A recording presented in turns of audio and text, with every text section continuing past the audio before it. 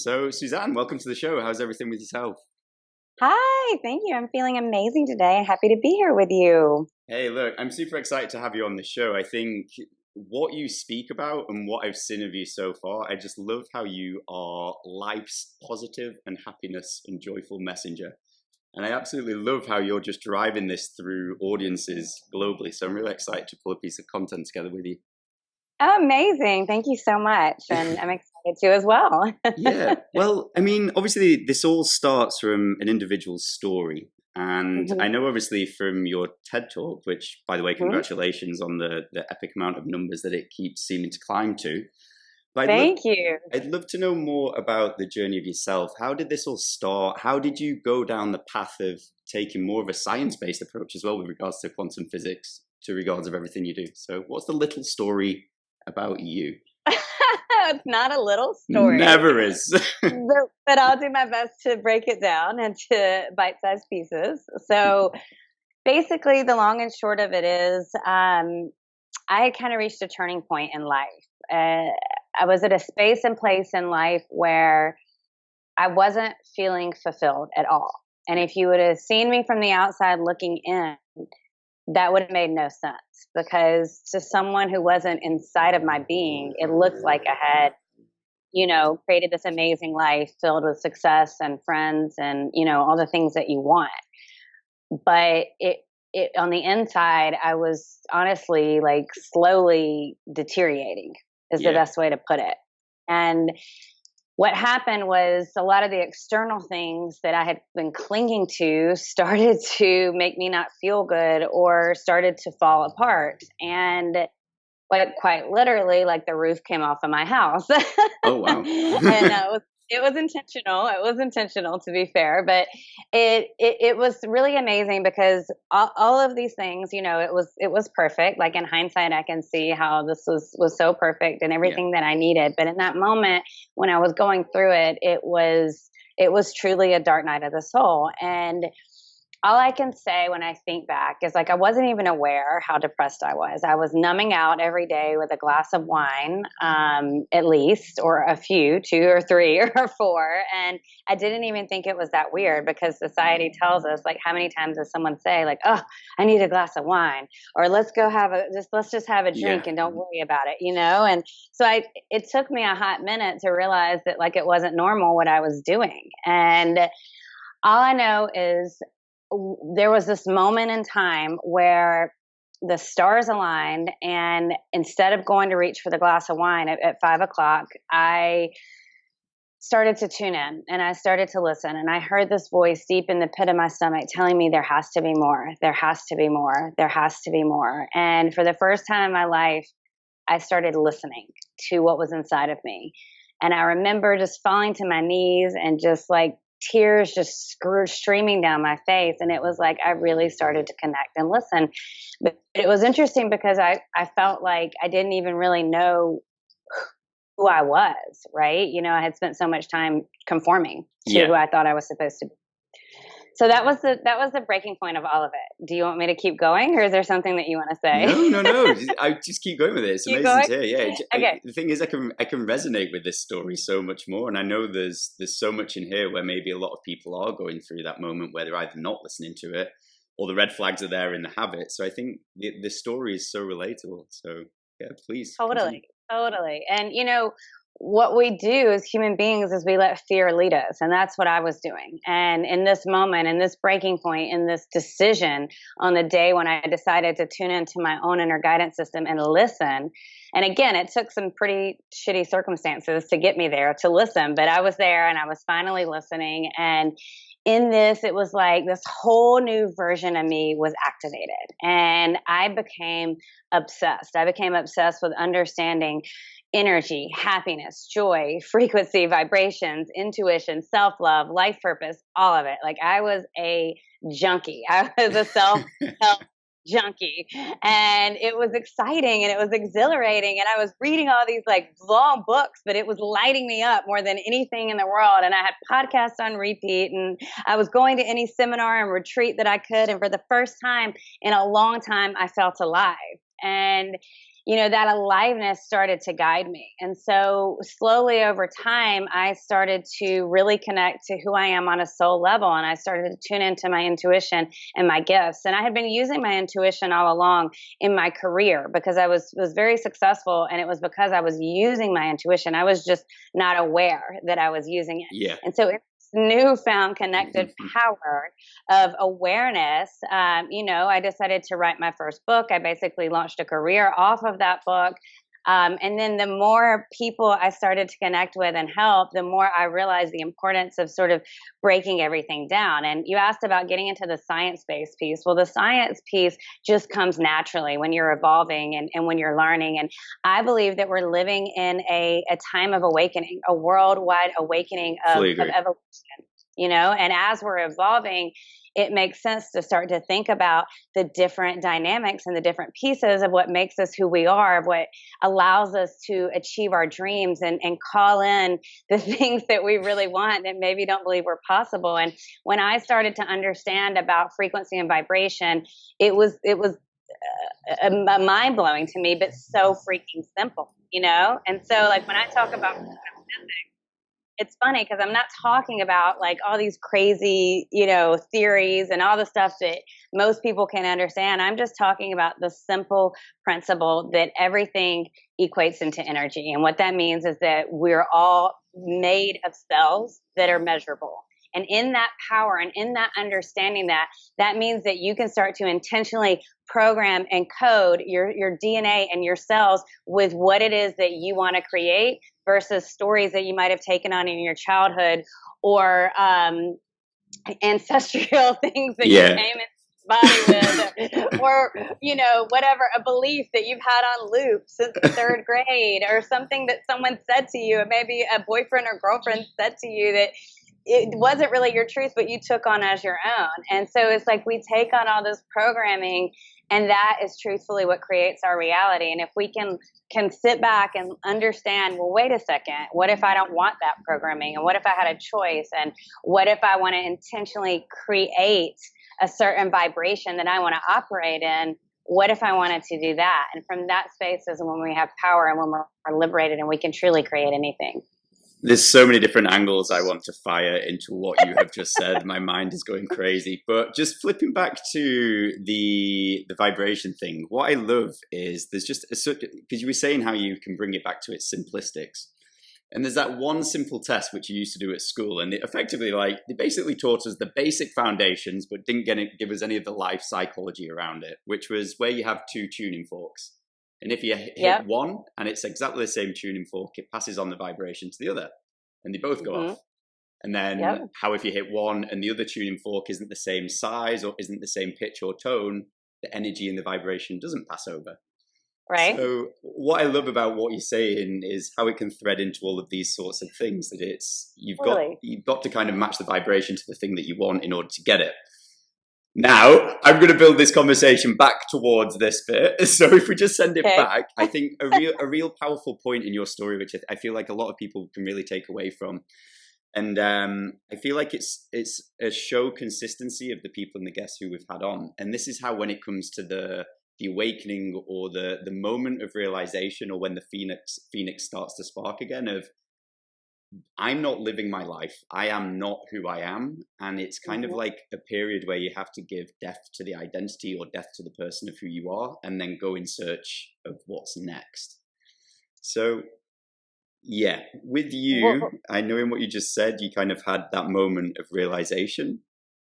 And I know a lot of people get stuck in that gray zone when I'm now aware of this, I now need to change it. So what I so want to say to what you just said is, first of all, yes, to all of it. And second of all, to me, it's not so much about like death to the old version, but what feels so much more aligned is permission to the new version, right? It's because we've come, it is a death though. It's a death and a rebirth, but what feels empowering in that is giving yourself permission to really connect to this beautiful human being, to this beautiful soul that you are, because that's what a lot of us are scared of. We're scared of our own power, right? Or we're scared to think like, well, if I can create anything, why in the world would I create the circumstances I'm looking at right now, right? Or we're scared of whoa, like I have so many clients that when they really tune into their purpose, they're like, and this was me too, like what? Like little old me is do that? I can totally relate to that. I always say the death too, because I actually, in my own story, I'm like, no, I had to kill that guy because he was just toxic. But you are right. It's more to the point of, no, I was actually shit scared to step into what I knew I could become or who I actually was. So I fully love that that's the method which you just said across with that.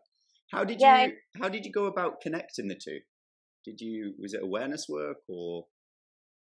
what I just said. Yeah, like how did you go about obviously making that transition? Was it an immediate this Oh, ends now okay. or? I understand the question now.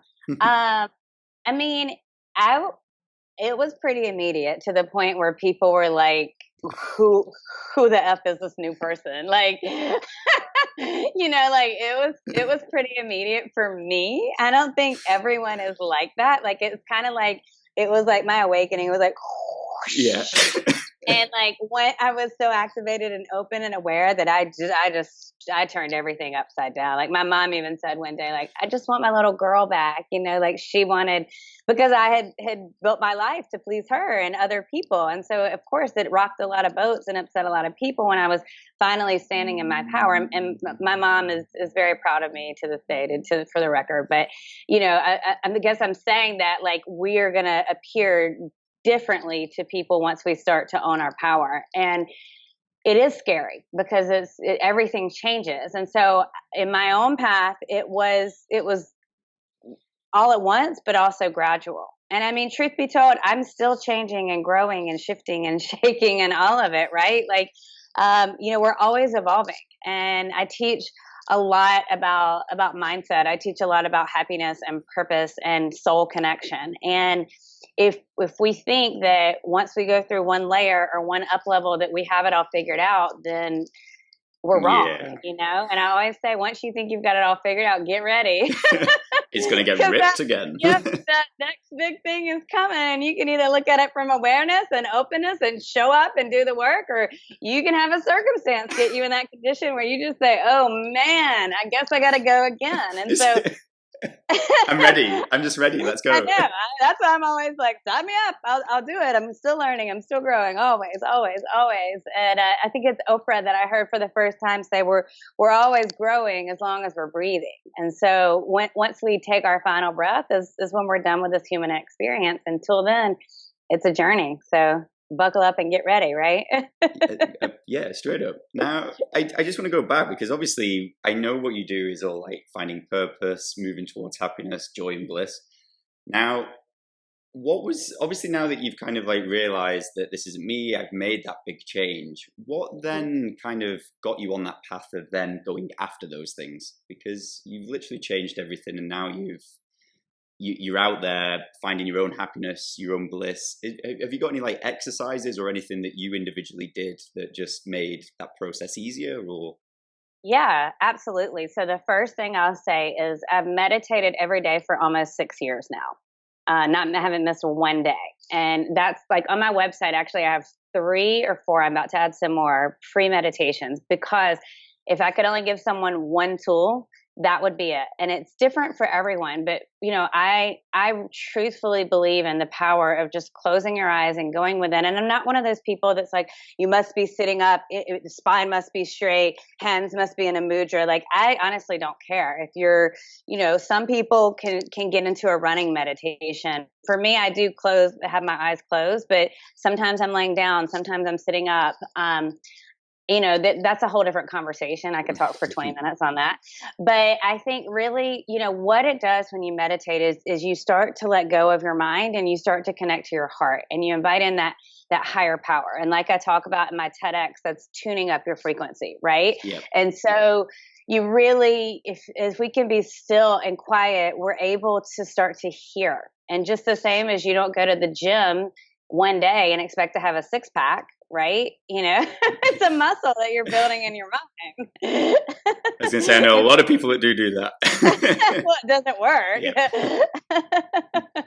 So, I would say meditation. The other thing I would say for me that was like beyond powerful was connecting in person. And that's why I host live events now. And going and physically, being in community, learning from the people that inspire you. You meet so many amazing people. I mean, I have so many great friends that I've met from attending events and retreats. I love, love, love watching all the people that come to my events and retreats. And whether it's a 5-person thing or a 300-person thing, like, it's so amazing the how the people connect, and how, God and the divine, the universe, uses that as a tool to help us all come together in a way. I would say that was something that was really powerful, because in the beginning I was like, so I started awakening like 2013, and I was like solo, like, I didn't know anyone that was on this path at all. Yeah. And so it's like I made the people I was listening to on podcasts and reading their books become my best friends.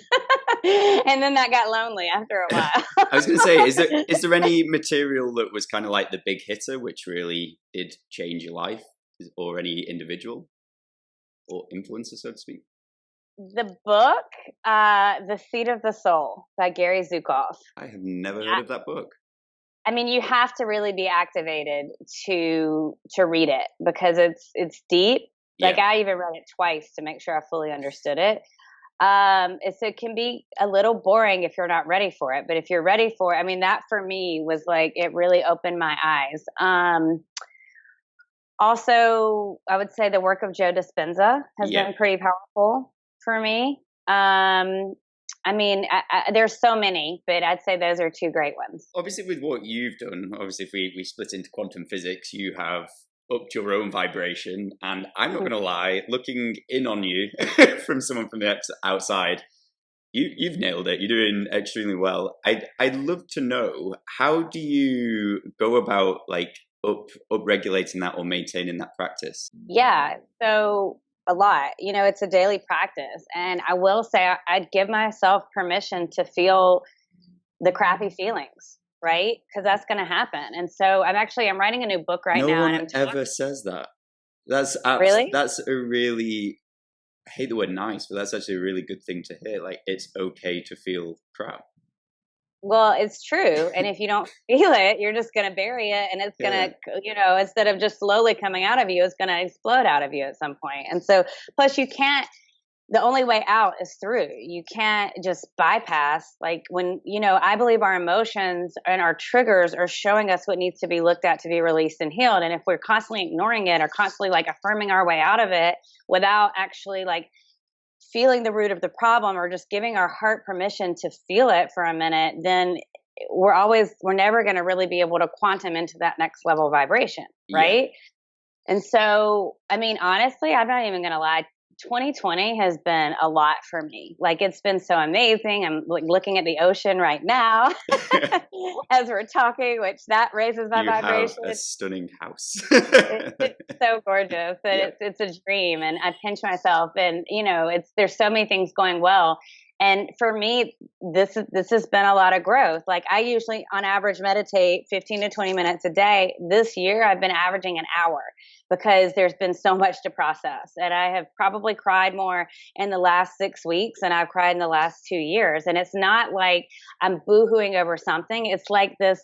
It was kind of like back in 2013 and 2014 when I was recalibrating my body. It's like I'm doing that again for this next level that I don't even know what that looks like. But what I know is I'm connected enough to my heart and my soul to know that when I'm feeling something, just to feel it. And I will not wallow in it for days at a time. I will wallow in it for 20, 30 minutes. I'll ugly cry and get it out, and I'll get my journal out, and I'll let my heart and soul talk to me. And then I go to the tools, and I do a high vibe meditation, and I put on some music, and I reframe the stories and look at, I do the inner child healing that needs to happen, and I move on. Right. So I'm not saying sit around and wallow. That's not what I'm saying, but I am saying give yourself permission and honor what's coming up for you to process through it. Absolutely love the way you worded that. It's beautiful. Yeah, literally, it's okay. It's okay to not be okay, but it then is get okay. through We it. need to know that. Yeah. Totally. Now, obviously, going through this, it kind of then leads me to the happiness question. Now, there's so many people, and I think this is what I love about your work, and I love the message in which you speak. It's all about, like, if you feel like you're not really tapping into your potential, there's a happier life, but you've not yet gone after it. Is there let's have a little chat around that. I mean, is there anything where you would speak to our audience, or if you could give a message or anything along the lines of that, if someone is feeling like they've not really tapped into that potential, or if they know that there's a happier life out there waiting for them, where would they start? Or is there any words of advice you'd give from your own story and what you've learned over the years? Yeah, I would say that you have a choice right now. You can get into a space of making the decision that you're going to change things now, and that you're going to follow the nudges and the guidance and the tools, and that you're going to start the meditation practice, or that you're going to find a support system or a coach or community that can serve you and support you. Because if you're feeling that call, you're feeling it for a reason, and it's only going to get louder the more you ignore it. So you can either ignore it, and potentially attract in some less than desirable circumstances into your life, or you can just choose in this moment right now to start to honor your heart and your soul. And I believe that we all have a purpose, and when we start to align with that purpose, we open doors and miracles happen, and things that are beyond anything we could ever imagine show up for us. And so right now, anybody that's listening to this has the power to make a shift, and you can make the shift just with the decision, and just by saying, I'm ready, I'm committed, show me the way. And I love the prayer of show me the way, because it's really our egos and our minds getting out of the way, and we're letting something bigger than us take the wheel. Now, we've got to listen, we've got to take action, we've got to do all the things, but I would say that would be a starting point. It's awesome, isn't it? I always think it's a lot of the time we kind of get into that position, and we look at it as like some huge quantum leap. Now we're on this, but realistically, it is just finding the first quantum step. Which is a decision. It's just a decision, and align your energy with that decision and that being. And you don't have to know the how. In fact, if you just try to know the how, you're never going to figure it out. Like, there are some things right now that I'm in the middle of figuring out. I have no idea the how, but I know the desire. Yeah. I know that the steps are showing up one at a time, and I'm walking in blind faith, and that's how I got to this point, and I know that's how I'll get to the next point, right? I love that. I think this is like the story of life. It's like we all expect to have things either perfect laid out or all figured out, but I think at the end of the day, we're all blind as shit. We're just navigating our way through this plane and just figuring it out as we go. Yes, absolutely. And that's okay. And do you feel as well, on that note, is the majority of the time, a lot of people are hesitant to change, because if we flip that, they're actually waiting for the perfect time, for the Totally, structure. because I can't tell you how many people I've come across that said, well, I want to do this, but first I need X, Y, and Z. But that's not how it works, right? It's not like if you want to write a book, you as a first time author, if you want to write a book and you're sitting around and waiting for a 6-figure publishing deal, you're going to be waiting all day. Now, there are always exceptions to that rule. In fact, there's some first time authors that probably could get 7-figure deals, right? So, but if you're that was an example, right? Because most people are going to need to actually start writing the book and crafting their message and building their audience and doing all the things, and even getting their first book out there, right? Or if you want to, start a new business, you don't wait until you have everything. You have to just start going, right? Yeah. If we go back on this again, and like, if we just look at this, like when people are actually making that first step and going out there, what would you say the biggest, from your line of work, because I know you've helped thousands of people, what would you say the biggest like limiting or limitations are for people? Is there like a correlation of this holds the majority of people back? This is a loaded question. Or this held me back. Yeah. So honestly, mindset is the number one thing, because if we think we can do it, if we believe we can achieve it, we can. And if we are stuck in the story of making excuses and pushing things back and waiting for everything to show up before we take any action, nothing is ever going to get done. So in my own life, as well as in, thousands of people that I've witnessed and worked with and helped, it's mindset. And that's why so much of what I do is mindset coaching, because it's like in regarding to being the vibration of what we want, we've got to line up our minds with our hearts. And it's interesting because the human brain, we can start to tap into the conscious and the subconscious mind and understanding how it works. And when you start to because most people don't even understand that we have a subconscious mind that runs the show 90% of the time, which is why when you're meditating, you're starting to command your subconscious mind in a new way, because you're letting in a higher level of energy and you're giving that power, right? Yep. When you're watching toxic news all day or listening to naysayers telling you that you can't,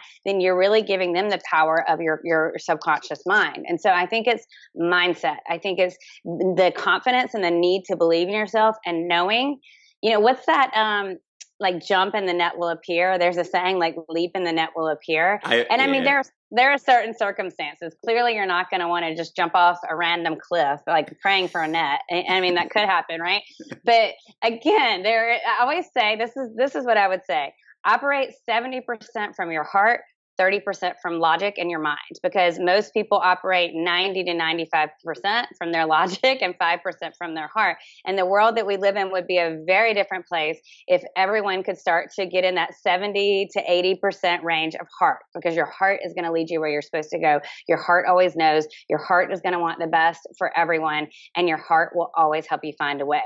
Now, we do live as a human being. So there is the piece of mind and logic that sometimes needs to come into play, and the fight or flight system sometimes needs to come into play. And so that there is some importance to that. But if we can start to just connect to even just saying the prayer, I say the prayer every morning. Thank you for helping me to connect to my heart, to operate from my heart, to open and expand my heart even more, and to be so magnetic from my heart every day. And that's just setting an intention and creating that right from the get-go. I love that. I absolutely love that. I mean, it's intention, isn't it? It's creating an intentional way of living, which we don't do. We just give up control. Right. Yeah. And when you do create from intention, you are starting to command your subconscious mind, which is a huge power in that, right? Straight up. I'd love to speak to you about this, because I know I can go a lot deeper than what we've gone before in previous shows of this, given the nature of what you do. Now, if we are looking to rewire or break down belief systems or old patterns or old ways of living, what's the best place to start? Obviously, we know that meditation, we can be the observer or finding that flow state, but how do we really go about ingraining it to set up that mindset to grow, thrive, and win? Okay, there's so much I want to say here. What I feel really strongly is our triggers. When we're triggered, we're shown like what needs to be rewired. So whether it's a romantic partner that's triggering you, or someone at work, or a family member, or just a circumstance, when you start to get triggered, you start to see the loops that are going on. Because if we want to rewire, we kind of need to understand the loops that are running in our head, right? So like if you have a loop telling you you're not worthy to receive money, then it's going to be really hard to receive money. And so, like I had a client that had this loop from something that happened like when she was 5 years old, and she wanted a gift, and someone that had plenty of money to buy other things did not let her buy the gift. And so I don't know the rationale for why this person in her life didn't let her have the gift, but as a 5-year-old version of her, she took it to say, I'm not worthy, because this person has the means. So it was really just getting to the root of what that was about, and doing a little bit of reflective inner child healing, it sounds silly, but it's really, really powerful. And we can do this from a observation. And again, I wish this book was ready now, but in the book that I'm writing, I've got all these exercises to really help you with this, right? It's really about calling, and we can do it with ourselves. Like I was doing this when I said I've been doing so much internal work lately. I've been doing this. I've been bringing up the different ages and the triggers, and really just fueling that situation with love, and bringing her into the present day from a different state. And that can rewire. And then it's also about being aware, knowing, okay, this was the loop, this was the story, this was the trigger that caused it. And now I'm going to intentionally rewrite a new story. And this new story is going to be that it's safe to receive everything I desire. And this new story is going to be, it's my birthright to have, XYZ, whatever it is that you're wanting, and really start to embody that. And it doesn't happen overnight, but it can happen pretty quickly when you do it right. So would you say, if we just try and break this down in a simpler fashion. If in the subconscious, i.e., the part of the brain that's just running on automatic, like just behind the scenes, that's where the work is being done. Just out of retrospect on that, like, what's the percentage that we operate consciously to subconscious? Are we? Yeah, it keeps going up. Like the studies used to show 85, now it's 90%, showing 50%. Insane. So we're literally being driven by what's going on behind closed doors if we're not aware of it. Yeah, even when you're aware of it, you are. Because think about it this way. How many times have you gotten in a car to drive somewhere and you black out from point A to point B, but you made it to point B and you don't even remember getting there, right?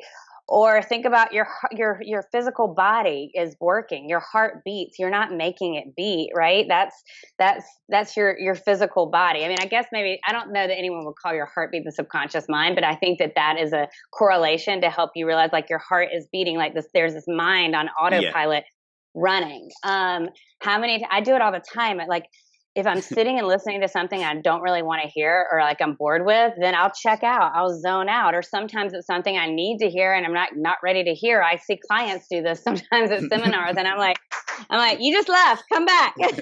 The jump moment. And they're like, oh my God, I totally zoned out. What did you just say? And I'm like, yeah, because you didn't want to hear me. So your subconscious mind came in and took over because it was safer to not hear me than, to actually hear me and do the rewire, right? And get to the root of it. So it is amazing. But yes, to answer your question, about 90% of the time is what studies show we are operating from our subconscious mind.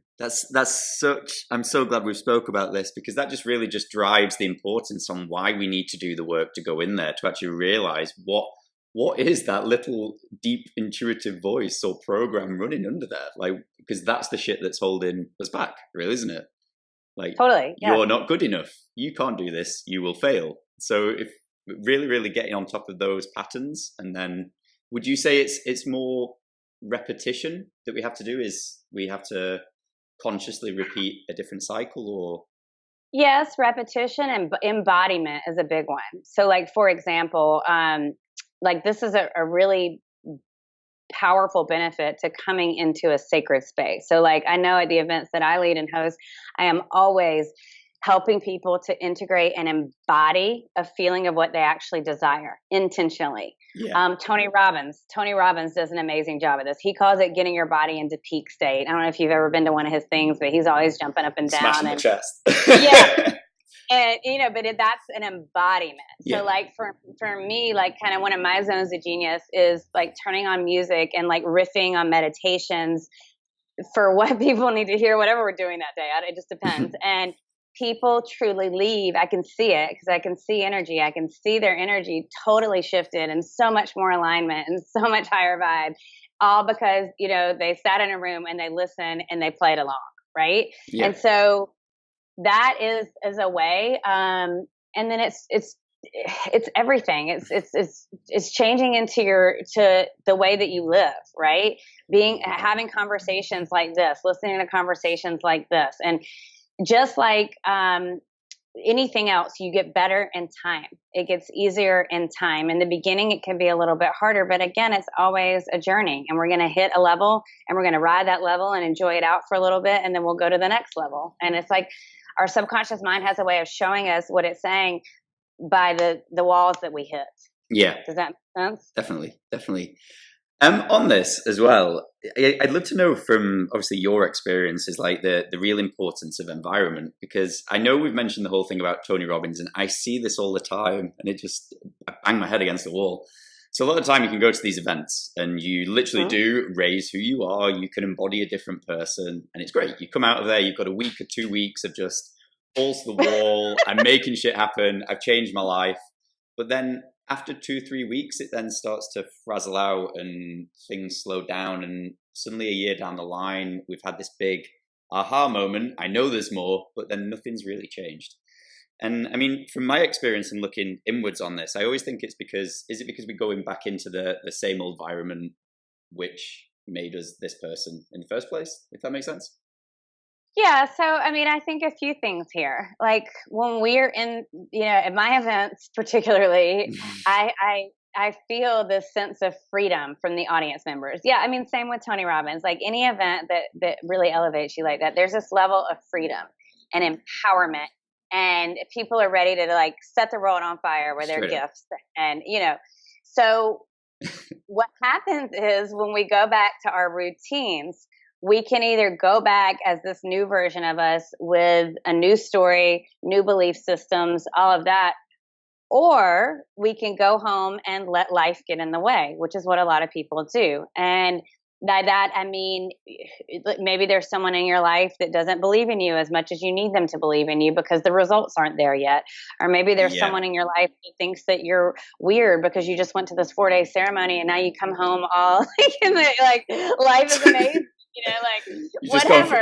You've gone from the corporate guy to suddenly wearing, do you know what I mean? Like, or maybe, like maybe your home like needs some high vibing up. Like just like maybe there's some stuff in there that doesn't feel good to you, or maybe there's some toxic relationships that need to be released for now. Like, I mean, it could be a lot of things. Maybe, there was a level of support that was needed after that to stay in the momentum and to stay in the jet stream of the energy that you had created. And maybe for whatever reason, you didn't want that support or didn't think you needed it. Like, again, I don't know. I don't think this is a one, I think this is such a unique question, but I do think it is important. Like a lot of times people fall back into their routine. Again, you can use the gym analogy. You go to the gym every January, all the gyms are packed because it's New Year's and people want to, that's their New Year's resolution. But if they stop going, they're not going to get the results. So it's the same thing. It's just a daily practice. And if we think it's not, then we're fooling ourselves a little bit. Straight up. Obviously, because we're always growing and we're always moving forwards and evolving. You mentioned a powerful word then, which was routine. And sometimes I think what we can do is we can up-level our routine, and then it can become the next rut. And then we need to change the routine again, and then that sometimes can become a rut.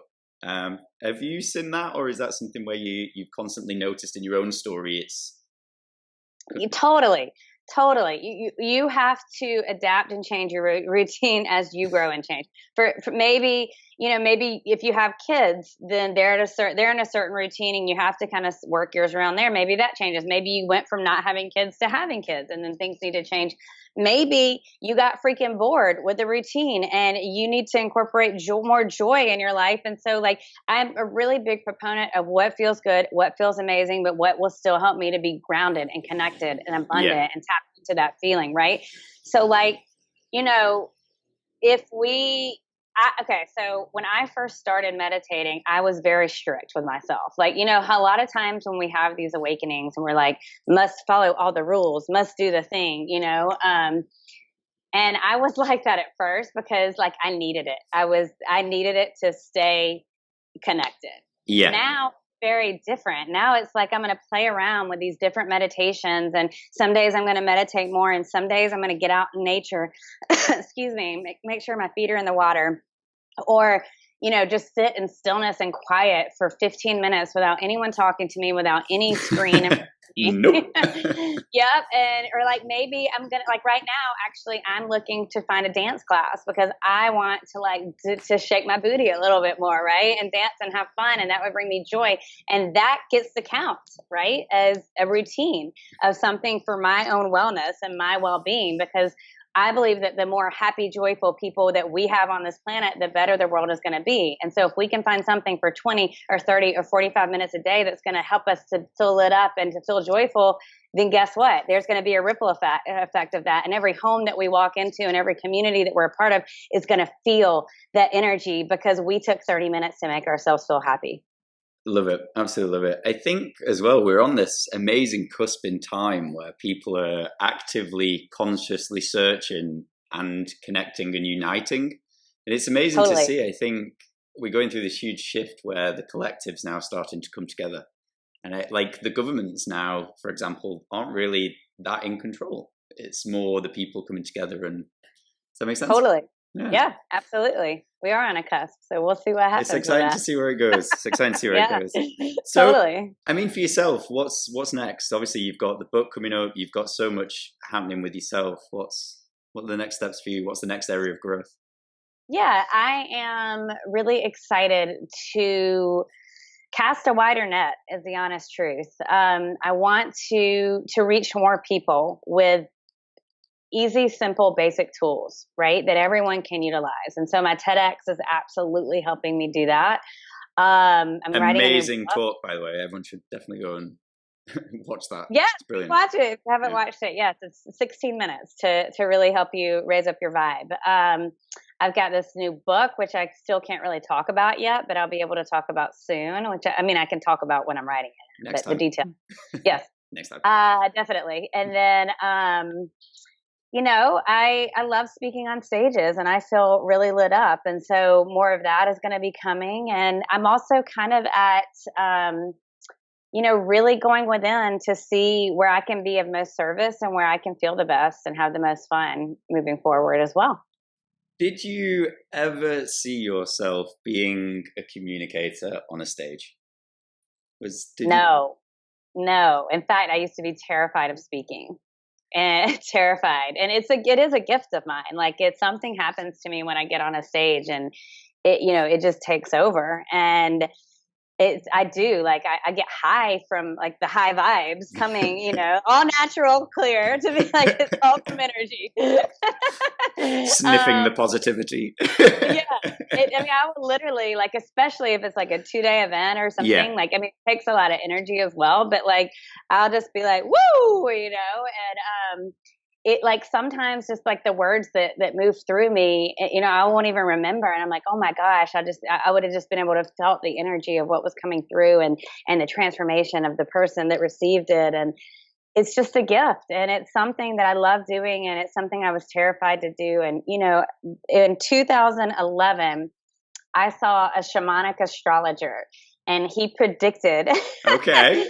that I was going to be this renowned spiritual teacher, and I literally laughed in his face because it was so far off. I was like, me? I was like, you don't know what my weekends consist of, because I used to be a partier back in my 20s, and I was like, this joker is crazy. And then lo and behold, it wasn't that long when I kind of started to think what am I doing with my time? And what are my priorities and what really matters? And, I started asking. Have you been back to see him and be like, hey, so yikes, it happened?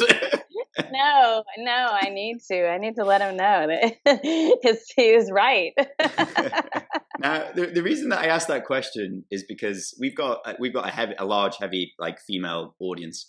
And we always get a lot of messages, and especially when we have female guests on, such as yourself, which is I really know I should be speaking about a message or telling more people about my story. And we've had some amazing stories coming on the message where it's oh my God, the strength you have had to go through to even type this, the world, do you know what I mean? But, totally. Yeah, and I really feel there's so many people out there that should be sharing a message, but we don't. We just keep our voices quiet and we don't really expose ourselves. And that's the reason that I was asking that. I was was there a point in time where you kind of had to go and slay the dragon, so to speak, of, do you know what? The message is now more important than my fear, and place yourself out there. Yeah, that's exactly it. When I started, because, my first book, which is now off the market because I've rewritten it and I'm going to republish it a different way, but it's basically, quote unquote, a fictional story. It was based on my story of awakening. And that was super scary for me to put that out there. And, I help people create and write books, and that's something that just kind of happened naturally. And so many of my clients that are writing books are very scared because they're like, this is so scary to tell my story and to really put it out there. And, what I always say is, it's different from speaking and writing. So there's, I'll give two bits of advice here. So for writing, I always say write first for your own eyes, right? Like you're writing in your journal, because there's a healing component. And then by the time you hit publish on your blog or publish to the publisher or to Amazon, if you're going to, launch it yourself, just make sure you feel good about it. And if you don't feel good about it, take that story out until, take that part of it out until you do. And for the people that feel scared, you nailed it. When you said, are we letting our fear guide us? And if you're scared, you're really making it about you and not about your mission and your purpose. And our stories heal. And if you even think that you are being called to share a story, then you are. and there are people waiting on you to hear your story and how you came out of it and what it is that you did. And it's time to step up and share it. It's time to step up. It's time to raise the vibration, shall I say. Yes. Now, another little thing that I want to just kind of like speak about before we start rounding things up. So I totally want to respect your time, given I think I know what time it is over with you. The law of attraction. Now, we're speaking about quantum physics, and obviously we've got this law, which is you attract what you are, or you have to become to receive X, Y, Z. Now, I always find there's a lot of, we can think a lot and we can place things into our brain, X, Y, Z, but there's a lot of people who read these books or consume the content, such as like The Secret, but it just doesn't happen. Now, what is there anything, would you say, that's missing from this? Is it the action part, or is it that we don't fully believe in it, or things along the lines of that? I think a combination. I mean, the first piece of the law of attraction is it's about feeling, and I'm actually also writing about this in my new book, the feeling, right? Like, how can we be it? How can we feel it? Because if you have a belief telling you that you can't, then it's hard to feel it, right? And if you can't feel what you want before it's here, you're not going to attract it. And if there are beliefs that are in the way of you being able to feel it, that's the roadblock, right? Yeah. And so that's when, just like we were talking about the rewiring and the reprogramming and the coding, but it doesn't have to be that hard. It could be like, what can I do to feel good today? What can I do? This is what I was talking about with the joy piece, because when we're in that expansion of joy, we are automatically reprogramming and rewiring, because that's what's becoming the dominant energy that we're focused on. Sorry about this. Would you say, is it because there's an emotional anchor to it? To joy? Yeah, because it's like a higher powered emotion, isn't it? So it's like, it locks it in. And your joy can clear the cobwebs of the old beliefs. Yeah. I need to write that down. I need to take notes. Someone will be listening to this and taking notes for my book I'm writing. The joy, because see, it just comes through me sometimes. I don't even realize it. But yes, that is exactly what I've actually been looking forward to understanding too, is the joy.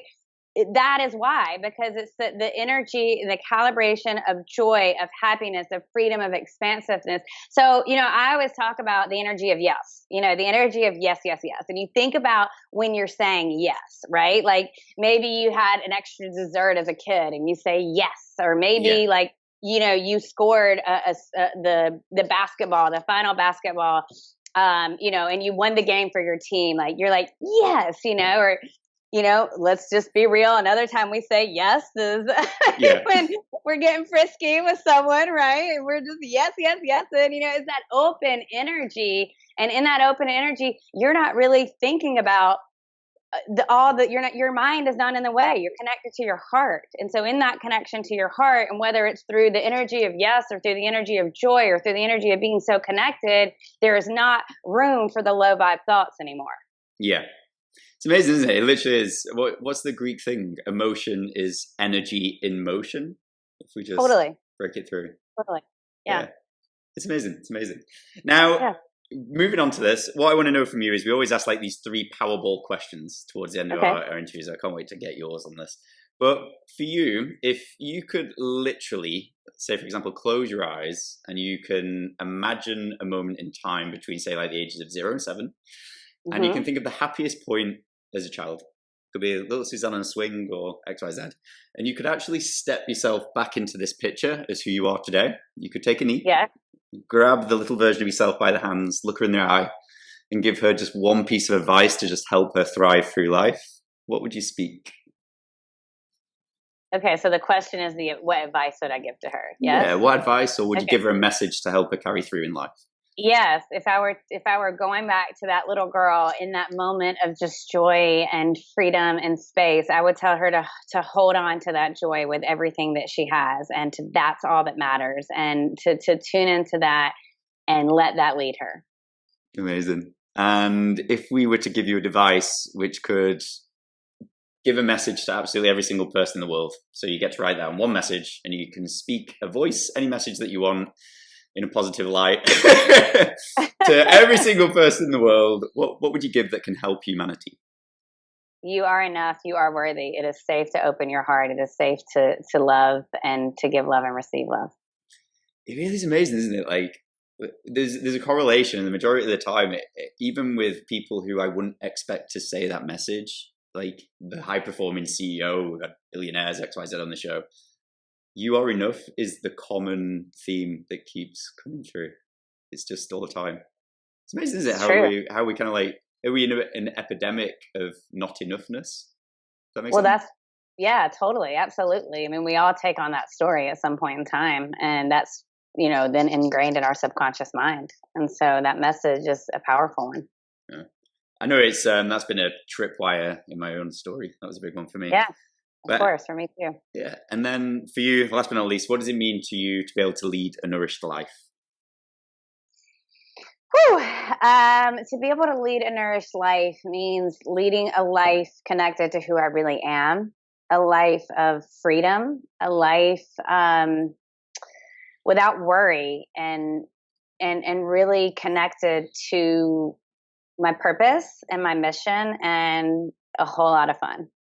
Incredible. Look, I've got to say something. Like, there's a saying when someone steps into a room and they completely change. You can just feel that someone's in the room. I know this is just a meeting through Skype, but as soon as you're on, you literally just radiate what you speak. Aww. Happiness, joy, bliss, like very energetic. Absolutely love it. But more to the point, I absolutely love what you're doing as well. I think it's exciting to see what the TED Talk got, but I know it's probably the next couple of ladders are going to be even greater and bigger.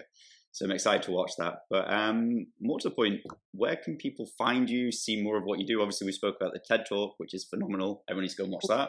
But how can people connect or see more into your world? Oh, first of all, thank you so much for saying that. It means so much. I think you have a beautiful energy as well. And yes, everyone, I would love to connect with all of you. You can find me at SuzanneAdamsInc.com is my website. Go to the freebie section. There's a ton of amazing free resources. You can also find me on Instagram. I'm there a lot, and I love to play on the stories as well. It's Suzanne Adams Inc. And then my TED Talk is also, if you just type in TEDx Suzanne Adams, quantum physics, TEDx Suzanne Adams, something along those lines, it'll come up, or you can post the link to. Yeah. And so I would love to connect with all of you. And Simon, this has just been such a treat and such a pleasure. And thank you so much for having me. Look, it's amazing. I really appreciate, obviously, you taking the time to come on the show. But again, I love what you do. I love the message, and I love that you actually are embodied in what you speak. I think that's an absolute asset to have in this world. So thank you. Thank you so much.